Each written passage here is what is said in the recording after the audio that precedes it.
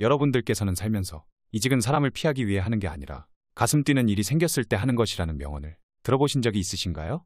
이는 사람이 사람을 피하기 위해 움직이기보다는 가슴 뛰는 일을 하기 위해 움직여야 한다는 의미입니다.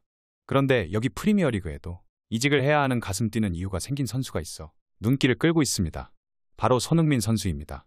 현지에서는 명문 구단인 레알 마드리드가 손흥민을 영입할 수도 있다는 주장이 제기됐습니다.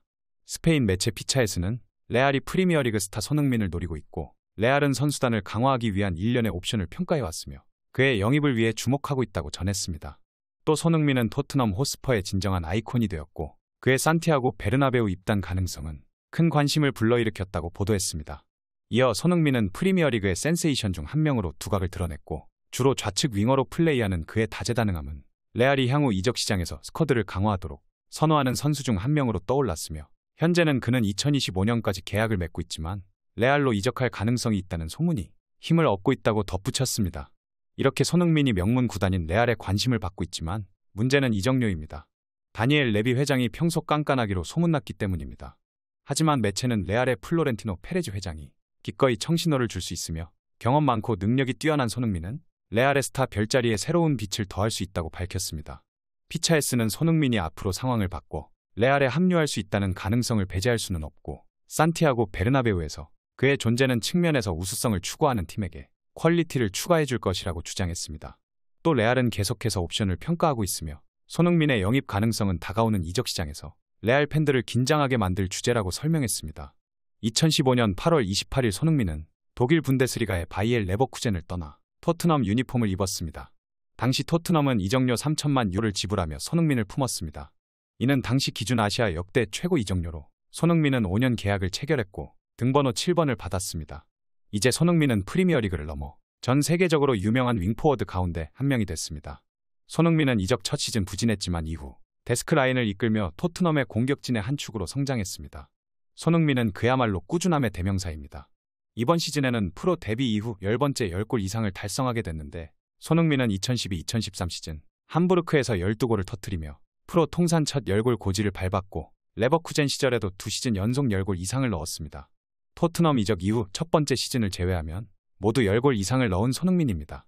다양한 상을 수상했는데 손흥민은 2019-2020 시즌 벌리를 상대로 70m 질주 후 득점을 터뜨려 해당 득점으로 푸스카스상을 수상한 바 있습니다.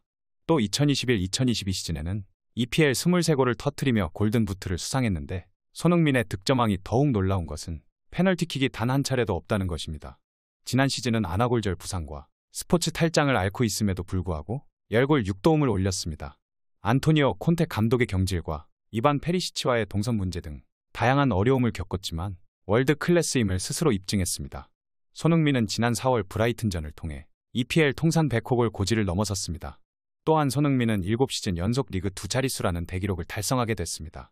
2023-2024 시즌을 앞두고 주장 완장을 받은 토트넘의 캡틴 손흥민은 올 시즌 초반에도 승승장구 중입니다. 특히 손흥민은 지난 벌리전 해트트릭과 북런던 더비에서 아스널을 상대로 멀티골을 터뜨리며 올 시즌 어느덧 5골을 넣었습니다. 아스널전 멀티골로 손흥민은 북런던 더비 역사에 이름까지 남기게 됐는데 축구 통계 매체 스코카에 따르면 손흥민은 가레스 베일과 티에리 앙리보다도 북런던 더비에서 많은 골을 기록한 선수가 됐습니다. 그는 또 다른 역사를 만들기도 했습니다. 축구 통계 매체 옵타에 따르면 1993년 5월 프리미어리그에서 토트넘 소속이던 존 핸드리가 아스널을 상대로 멀티골을 터뜨린 후에 손흥민은 토트넘 선수로는 처음으로 아스널을 상대로 2골을 넣었습니다. 핸드리가 아스널을 상대로 멀티골을 터뜨리던 당시 경기장은 에미레이츠가 아닌 하이버리 스타디움이었기에 2006년 7월 개장한 에미레이츠 스타디움에서 멀티골을 터뜨린 토트넘 선수는 손흥민이 유일합니다. 또 손흥민은 이날 멀티골로 유럽 진출 이후 통산 199번째 득점을 터뜨리게 됐습니다.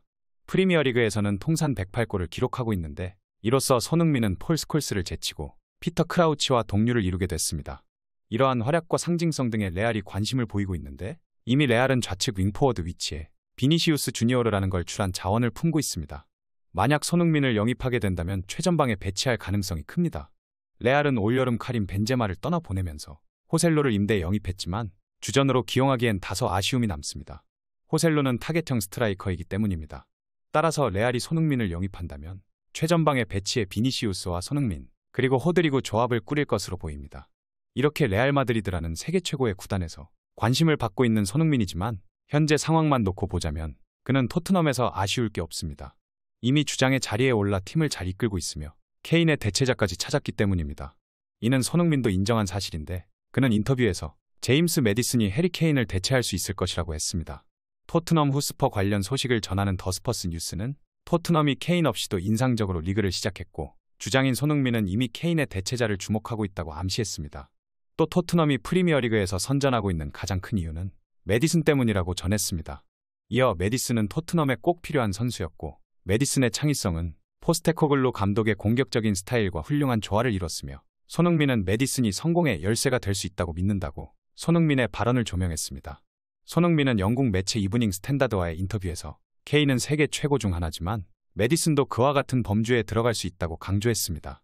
또 10번을 맞는 건 쉬운 일이 아니지만 매디슨은 압박감을 좋아하고 훌륭한 선수를 더욱 훌륭하게 만드는 책임감을 좋아한다며 매디슨을 칭찬했습니다. 이어 손흥민은 모든 경기에서 매디슨은 스타 플레이어고 그는 아주 영리하며 항상 공을 받기 전 자신이 무엇을 할 것인지 상상하기에 그의 움직임은 매우 영리하다고 평가했습니다. 그러면서 사람들은 통계를 보고 더 많은 득점과 더 많은 도움이 필요하다고 말하지만 매디슨은 공이 있든 없든 팀을 위해 놀라운 일을 해내고 있다며 매디슨을 향한 칭찬을 아끼지 않았습니다. 손흥민의 말처럼 매디슨은 토트넘에서 엄청난 영향력을 발휘하는 중입니다.